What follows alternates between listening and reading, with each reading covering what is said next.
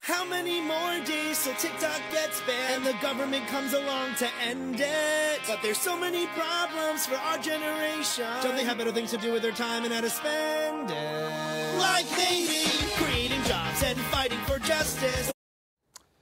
Like being no more in the state of Montana, because TikTok is gone. The governor that's signing on the first one in this country, there are others that could follow, where TikTok will be banned. Can't use it, can't see it.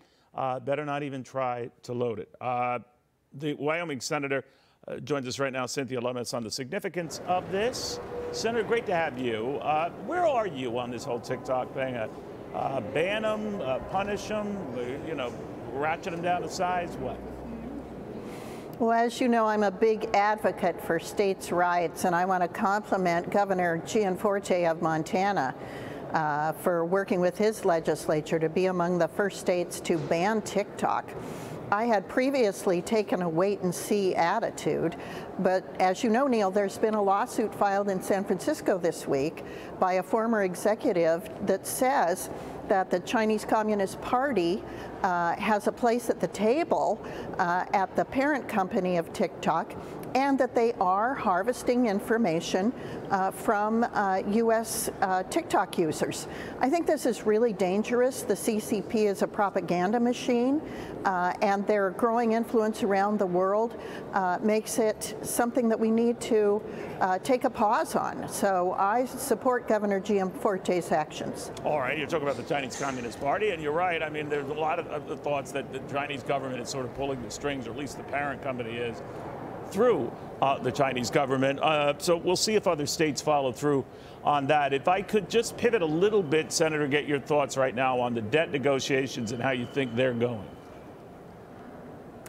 Well, it seems like they're going at a snail's pace. I assume that that's because once a deal is arrived at, we will be up against a hard stop on the debt ceiling, and whatever agreement that the president and the speaker come to will have to be jammed through Congress very quickly.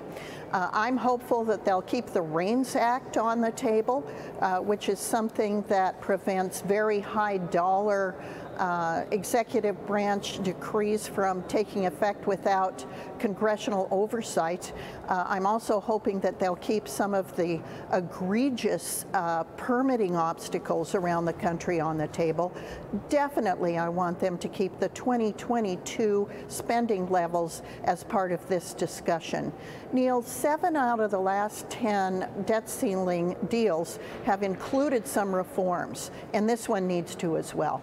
All right, so we'll see what happens on that front. We're also learning that a lot is going on in your party and the presidential contest of preparing for 2024. We're told that Ron DeSantis, as soon as next week, could announce his presidential run. I know you're quite the supporter of his. Is that still the case? Although I'm not going to endorse in this race, okay. I'm very much in the primary. I'm very much looking forward to seeing Ron DeSantis enter the race because he brings executive experience. He brings the experience of working with one of our largest states and its legislature to address issues that the American people care about. Freedom during COVID, parental rights in education. And because he's just so laser focused on issues that matter to the American people, I think his involvement in this race is going to be significant. He and I were friends in the U.S. House before he became governor. We continue to be friends, and I think he's just going to bring so much to the table in this Republican primary. Donald Trump doesn't seem to flip over him, even has a nickname for him, Ron DeSanctimonious. I don't know what that means, but it's going to be nasty. What do you think of that? Yes. Well, Ron DeSantis is not sanctimonious. He is just a dedicated, solid leader.